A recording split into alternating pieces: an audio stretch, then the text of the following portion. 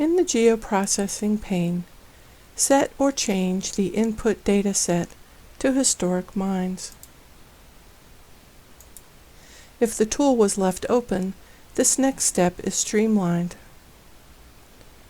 Set or change the output data set to historic mines,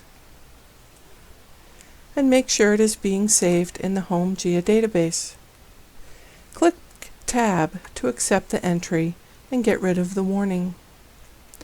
Set or leave the output coordinate system to NAD 1983 UTM Zone 13N. Click Run. When the tool finishes, remove the original historic mines in the Downloads folder.